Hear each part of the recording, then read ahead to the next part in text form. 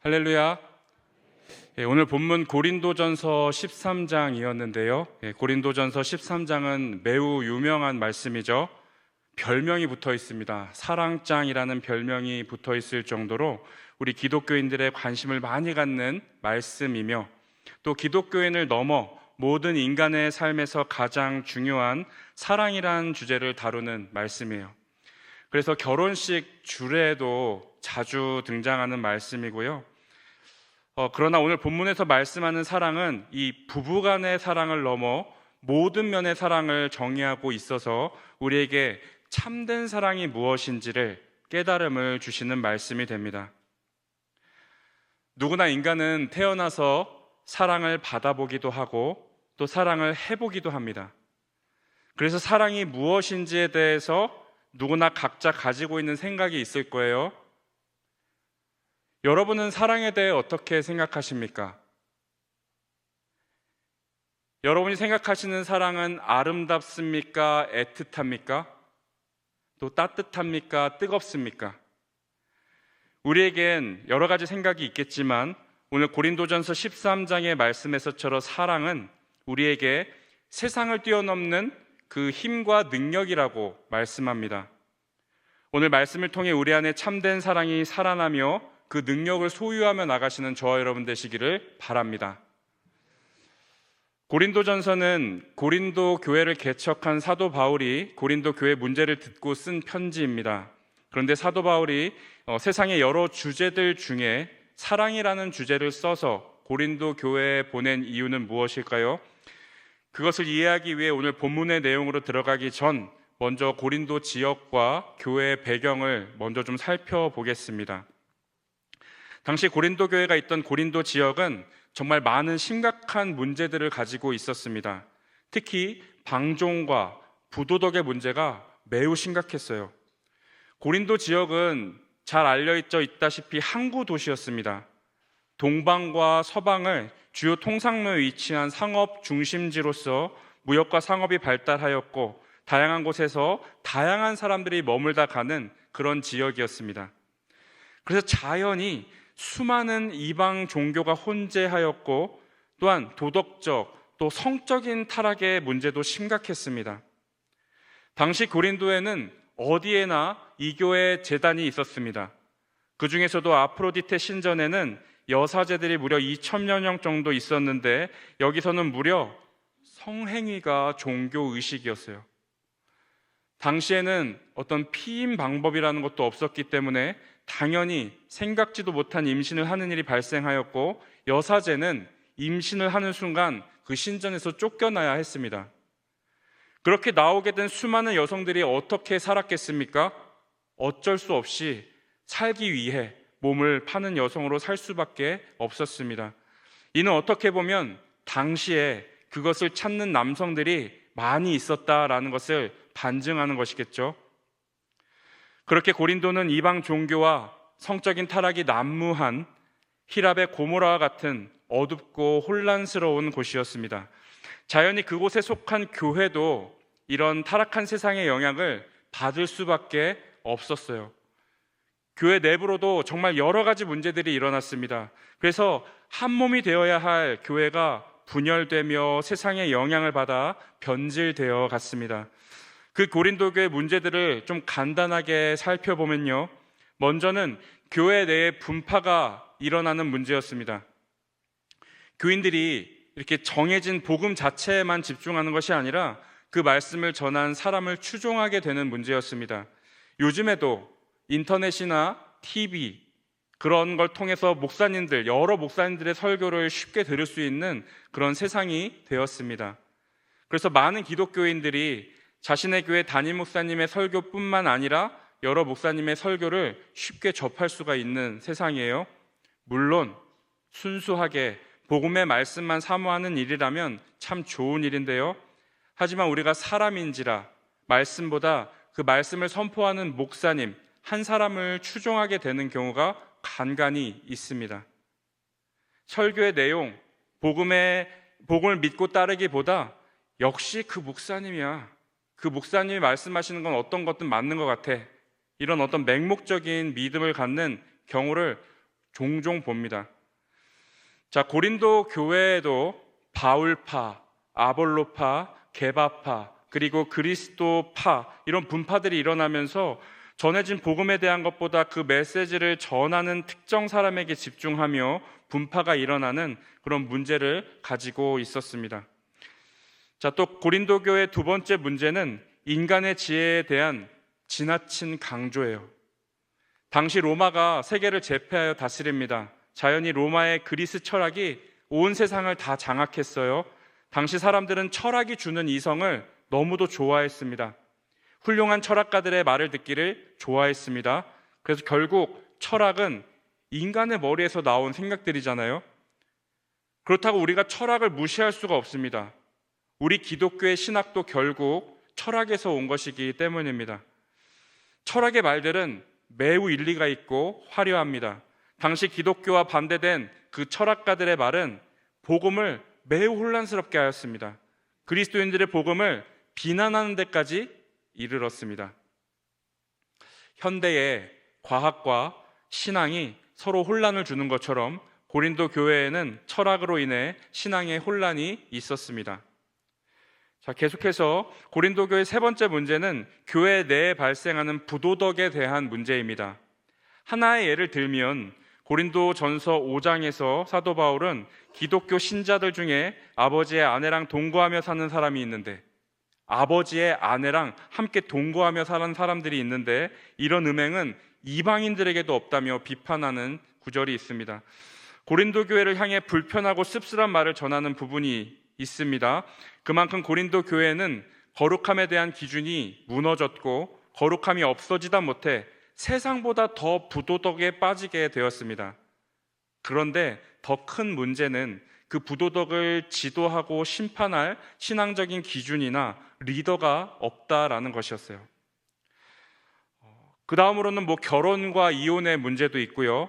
또 다음으로는 크리스찬이 누려야 할 자유에 대한 문제도 있었습니다.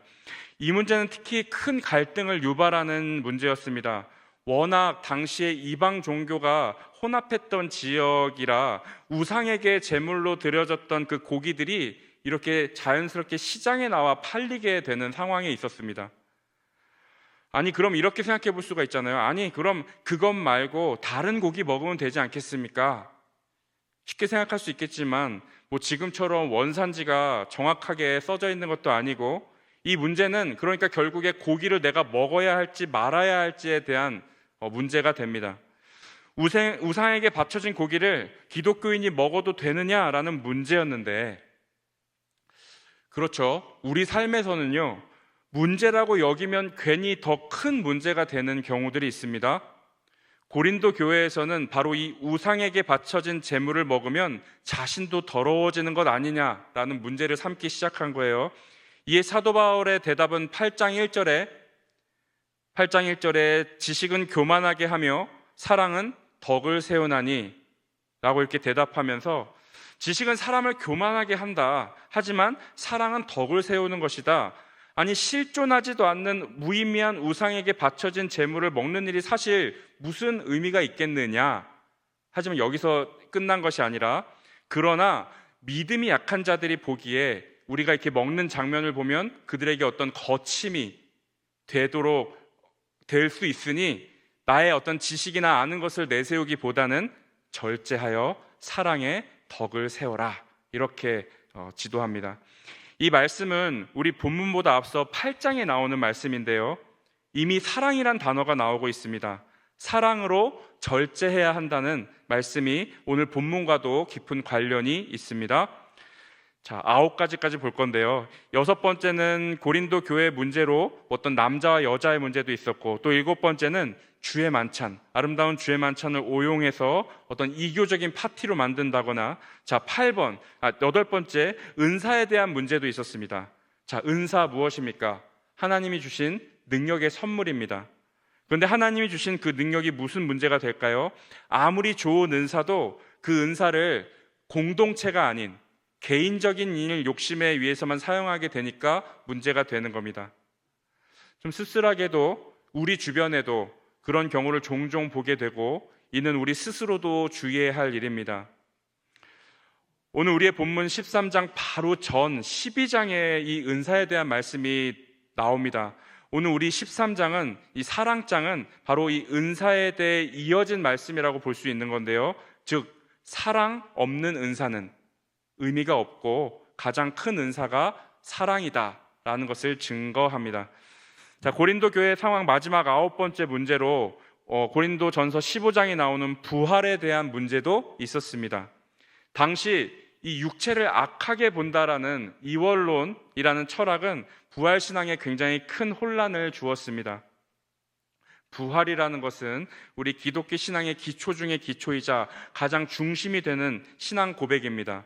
이 당시 고린도는 이마저도 혼란스럽게 만들었습니다. 자, 이렇게 최대한 간단하게 보려 했는데도 고린도 교회의 문제가 무려 9가지나 되었죠. 고린도 교회는 이렇게 많은 문제로 인해 흔들리고 분열해 갑니다.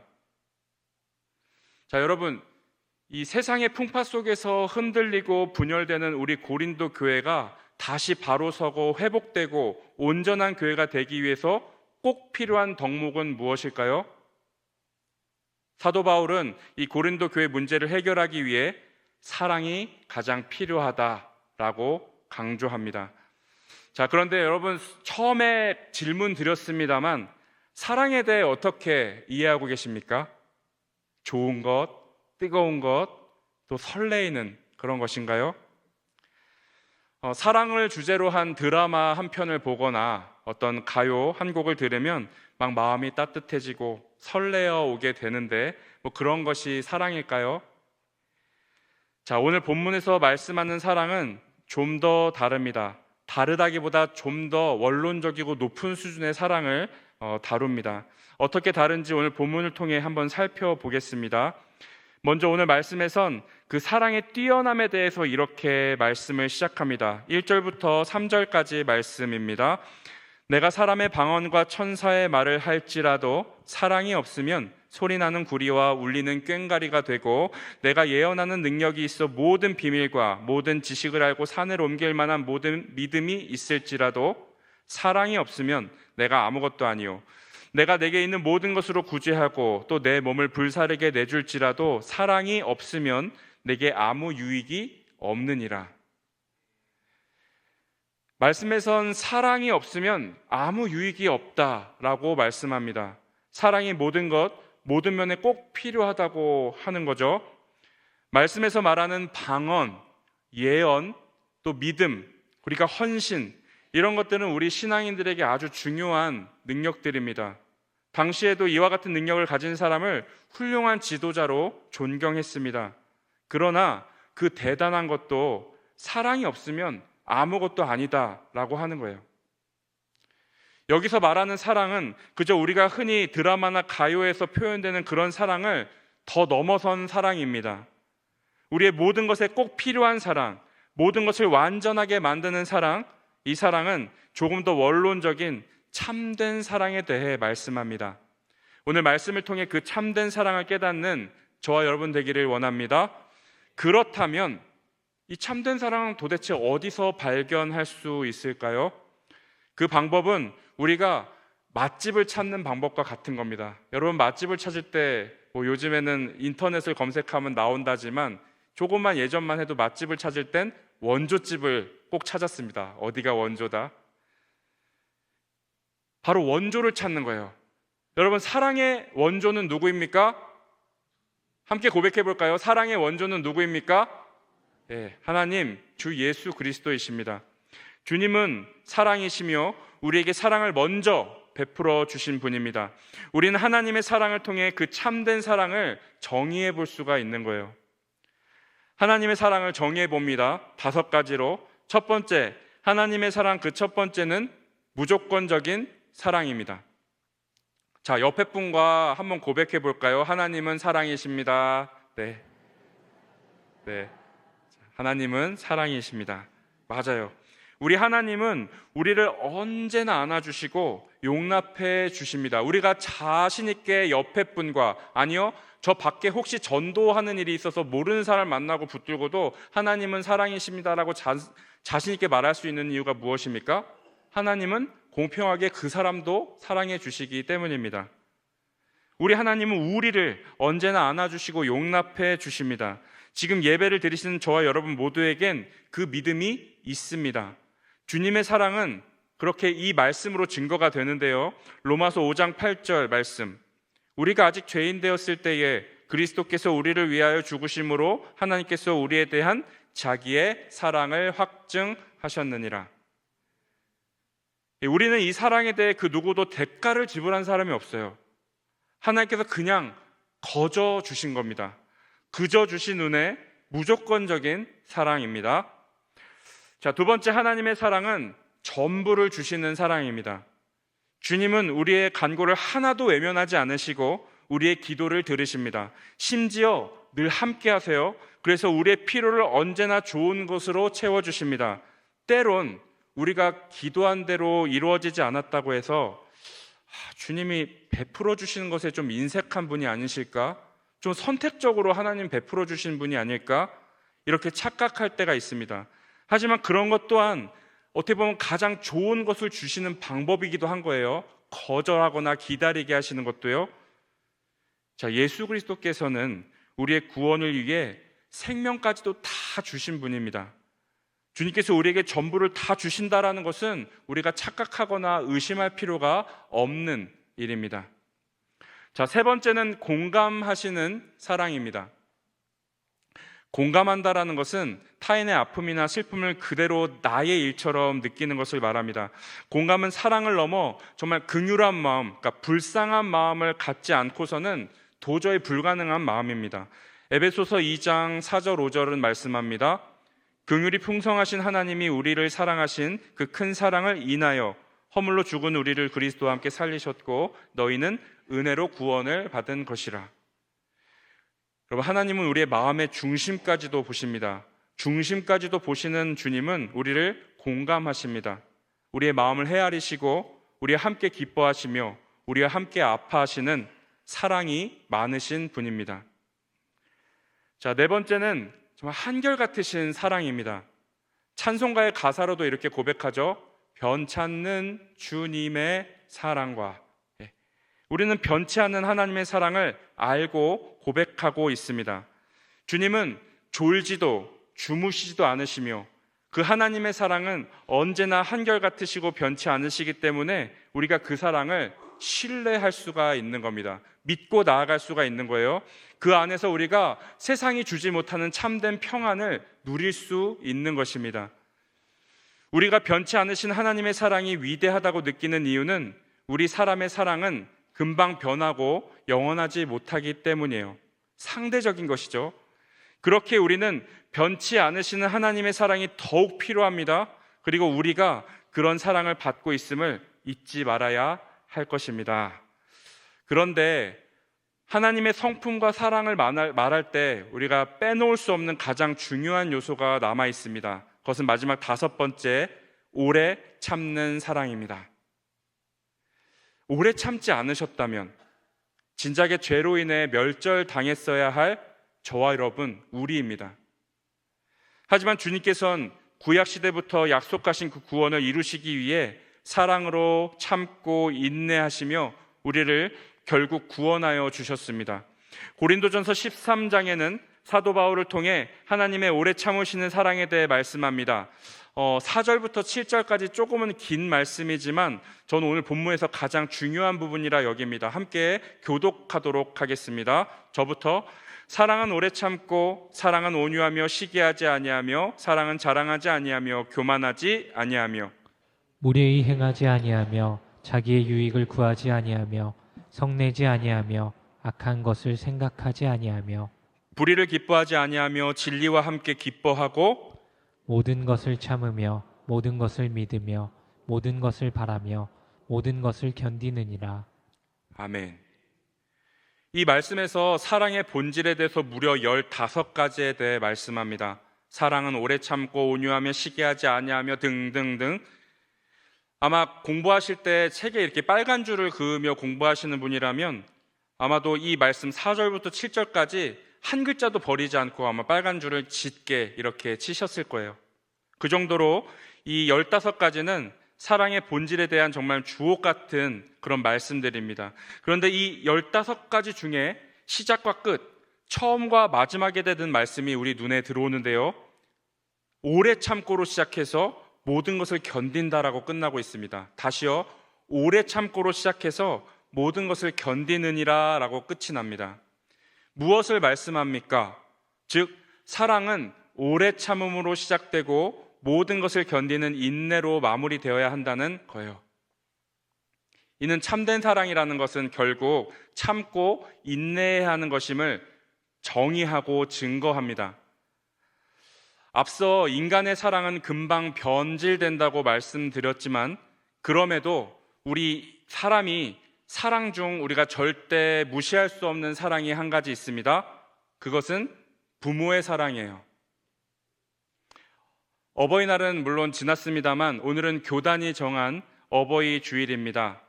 우리 어버이가 되시는 우리 성도님들 정말 감사하고 주님의 이름으로 축복합니다. 하나님께서 우리에게 부모라는 존재를 허락하신 이유가 있어요. 그 크신 하나님의 사랑을 우리가 다 알 수가 없겠으나 부모의 사랑을 통해 간접적으로나마 하나님의 사랑을 경험하고 깨닫게 하시기 위함입니다. 실제로 성경의 곳곳을 살펴보면요, 그것을 살펴볼 수가 있습니다. 몇 구절 제가 읽어보도록 하겠습니다. 시편 103편 13절, 아버지가 자식을 긍휼히 여긴같이 여호와께서는 자기를 경외하는 자를 긍휼히 여기시나니. 이사야 49장 15절, 여인이 어찌 그 젖먹는 자식을 잊겠으며 자기 태에서 난 아들을 긍휼히 여기지 않겠느냐. 그들은 혹시 잊을지라도 나는 너를 잊지 아니할 것이라. 말라기 3장 17절, 또 사람이 자기를 섬기는 아들을 아낌같이 내가 그들을 아끼리니. 마지막으로 마태복음 7장 11절, 너희가 악한 자라도 좋은 것으로 자식에게 줄 알거든 하물며 하늘에 계신 너희 아버지께서 구하는 자에게 좋은 것으로 주시지 않겠느냐. 예, 아멘이죠. 여러분, 부모의 사랑은 어떤 사랑입니까? 공감하실 것 같은데 오래 참는 사랑입니다. 끄떡끄떡 하시는 분들이 계시네요. 부모는요, 자식이 부모에게 쏘아붙이고 대들고 속을 다 뒤집어 놓아도, 또 세상적으로도 나쁜 일하고 속 썩이고 집안을 다 말아먹어도 호적에서 지우지 않습니다. 그럼에도 기다리고 그럼에도 철들기를 고대하며 속상한 마음을 참고 또 참는 것이 부모예요. 여러분, 저는 이제 부모 된 지 고작 8년 되었습니다. 딸이 초등학교 1학년입니다. 근데 여러분, 이 이야기를 들으시면 아마 웃으실 텐데 재미있는 것은 그 고작 8년을 경험했다고 저 뒤에 지금 방송실에 있는 이제 막 아이를 출산한 김예전 목사님 에게 때때로 무지 선배인 척을 가끔 합니다. 예, 사무실에 늘 같이 앉아있기 때문에 예. 제가 남 이야기를 설교 시간에 하는 건 좀 그렇지만 제가 미리 동의를 받았기 때문에 이야기합니다. 우리 김예전 목사님 이미 아기가 태어나기 전부터요 정말 기대에 가득 차 있었어요. 그래서 저는 정말 이렇게 아빠가 육아를 적극적으로 준비하는 아빠를 아마 처음 보는 것 같습니다. 뭐 저번에 설교단에서도 본인이 하루 빼놓고는 기도를 놓친 적이 없었고, 그리고 옆에서 봐도 뭐 이렇게 계속 준비하고 사오고 이런 것들을 계속해요. 근데 그런 행동만 하겠습니까? 말도 여러 가지를 하는데 한 가지 제가 기억이 나서 여러분과 나누려 합니다. 이래요. 김재준 목사님이 아기를 너무 좋아한다면서 자기가 이제 아기가 태어나서 자기가 아기를 안으면 절대 땅바닥에 내려놓지 않겠다라는 거예요. 네. 그 이야기를 들으니까 고작 8년이 되었지만 제 과거 일이 떠올랐어요. 저희 딸이 아마도 태어나서 처음 제대로 된 감기를 알았을 때였습니다. 이제 모든 게 다 처음이라 좀 어떻게 해야 할지도 모르는데 뭐 주기적으로 약을 먹여도 금방 또 다시 열이 오르고, 또 눕혀놓으니까 기도가 막혀서 막 숨을 잘 못 쉬어서 밤새 안아서 재워야 하고, 물론 저희 아내가 훨씬 더 많이 고생을 했지만 저도 낮에 이제 일을 하고 와서 밤에 좀 쉬고 싶은데 그게 밤에도 똑같이 진행이 되는 거예요. 1시간 반, 1시간 반마다 깨서 막 울고 안고 재우고. 그게 한 일주일쯤 갑니다. 그럼 사람이 이렇게 멍해지는 거예요. 밤낮이 없으니까. 이게 사람이 사는 건가 싶습니다. 그러나 시간은 흘러가더라고요. 시간이 흘러가고 이제 아이가 열도 떨어져서 이제 정말 편안하게 새근새근 자고 있는 아이의 얼굴을 보는 것만 봐도 그동안에 그 아팠던 힘들었던 것들이 다 위로가 이렇게 되고요. 정말 눈물이 핑 돌 정도로 감사한 마음이 들더라고요. 또 딸아이가 한 4살쯤인가 감기에 걸렸을 때도 그런 고생을 다 하고 아이가 이렇게 회복하였는데 부모인 저희는 이제 너무 힘들어서 방에 이렇게 널브러져 있었거든요. 근데 무슨 맥락에서 그런 일이 일어난지는 정확히 기억이 안 나지만 이미 기운을 차린 저희 아이가 이렇게 아직 4살이라 말도 제대로 못하는데 부모한테 찾아와서 이렇게 톡톡하면서 괜찮아, 내가 지켜줄게. 예, 진짜 이런 말을 하는 것을 경험했는데 정말 그때는 부모로서 정말 설명할 수 없는 큰 기쁨과 보람이 마음속에 충만해지는 경험이었습니다. 예, 고작 8년 된 부모입니다. 예. 부모의 사랑은 오래 참음의 사랑인 것을 8년이지만 알겠습니다. 앞으로의 일도 수많은 일들이 있겠지만요. 그 오래 참음의 사랑이 자녀를 성장케 한다는 것도 이제는 좀 알겠습니다. 하지만 부모로서 그 사랑이 너무도 어렵고 제가 이렇게 아름답게 말했지만 사실 100의 90은 10의 9은 참지 못하는 실수가 훨씬 더 많았습니다. 하지만 우리 하나님은요, 오래 참으시는 우리 하나님의 사랑은 변치 않는 줄로 믿습니다. 이처럼 변함이 없다는 것이 얼마나 대단하고 위대한 것인지 이렇게 경험을 통해서 알 수 있는 거예요. 아무리 사랑하는 자녀를 대해도 부모가 10의 9은 실패합니다. 하지만 하나님의 그 오래 참으시는 사랑은 변치 않습니다. 창조된 인간이 배신하고 거역하였지만 우리를 구원하시기로 약속하신 것을 이루시기 위해 그 수천 년의 기다림과 오래 참음으로 구원을 이루어 내셨습니다. 포기하지 않으시고 때론 채찍으로, 때론 달콤한 당근으로 인도하셨어요. 또한 사랑하는 독생자 예수 그리스도께서 낮고 천한 인간의 몸으로 내려오시고 십자가의 죽음의 고통을 견디어 내심으로 그것을 이루어 내셨습니다.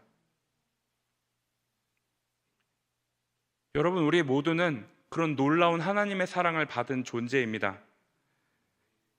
그리고 여러분, 사랑은 이렇게 고여있는 것만이 아니라 흘러가야 하는 거예요. 그 사랑을 받은 우리는 이제 결단해야 할 때입니다. 이제 우리도 그 받은 사랑을 누군가에게 이렇게 흘려보내야 합니다. 우리는 부모의 사랑을 받았지만 시간이 지나면서 누군가는 부모가 됩니다. 그렇죠? 받았지만 주는 역할로 변하게 된다고요. 이제는 어렸을 때 그 받은 사랑에 머물러 있는 것이 아니라 성장하고 장성해져서 이제는 누군가에게 그 사랑을 흘려보내고 나누고 베풀기를 결단해야 할 것입니다. 그것이 자연스러운 거예요. 오늘 말씀 제목을 사랑은 모든 것을이라고 어떻게 보면 문장의 마침표를 아직 찍을 수 없는 미완성의 문장으로 제목을 정했습니다. 사랑은 모든 것을이란 제목의 뒤에 무엇이 와도 될 수 있도록 비워놨어요. 왜냐하면 참된 사랑은 모든 것이 가능하기 때문입니다. 우리는 믿음의 능력을 받은 믿는 사람들이죠. 겨자씨만한 작은 믿음으로도 산을 옮길 수 있다는 것을 믿는 사람들이에요. 그런데 오늘 13장 마지막 13절에는 이런 놀라운 말씀이 기록되어 있습니다. 13절, 그런즉 믿음, 소망, 사랑 이 세 가지는 항상 있을 것인데 그 중에 제일은 사랑이라. 여러분, 사랑의 그 위대한 능력을 아시겠습니까? 믿음보다도 더 앞서 사랑이 있습니다. 사랑은 우리를 성숙하게 하기에 중요합니다. 하지만 더 중요한 것은 성숙하고 장성해져서 이제는 그 받은 사랑을 누군가에게 흘려보내고 나눌 수 있게 된 겁니다. 주의 참된 사랑을 받았기 때문에 그 사랑이 우리로부터 흘러나가야 합니다. 분열되고 타락에 빠진 고린도 교회에 바로 이 사랑이 유일한 해결책이었던 것처럼 우리가 우리의 참 부모이신 주님이 베풀어 주신 대로 무조건적이고 또 전부를 다하며 공감하며 한결같고, 중요한 거죠, 오래 참는 사랑을 나누고 흘려보낼 때 우리 세상에 기대하지 못하는 놀라운 주의 역사가 일어날 줄로 믿습니다. 사랑하는 성도 여러분, 우리가 사랑은 모든 것을 하고 그 생략된 부분에 참된 사랑의 역사를 써나가시기를 축원합니다. 여러모로 어렵고 혼란한 이 세상 속에서 세상을 뛰어넘는 그런 복된 인생들이 되시기를 주의 이름으로 간절히 축원합니다. 기도하겠습니다. 사랑과 은혜가 풍성하신 주님, 오늘 어버이 주일을 맞아 기념하며 예배드리게 하시고 또한 사랑과 능력의 말씀을 주시니 감사합니다. 우리에게 하나님과 닮은 사랑의 존재 부모를 허락해 주시고 참된 사랑을 깨닫게 하시니 감사합니다. 오늘 말씀을 받는 우리 모두가 그 사랑으로 우리가 성장하게 하시고 이제는 우리가 받은 그 사랑에 머무르지 않고 기꺼이 사랑을 이웃과 세상 속으로 흘려보내는 성숙한 믿음의 사람들로 살아가게 하옵소서. 예수 그리스도 이름으로 기도합니다. 아멘.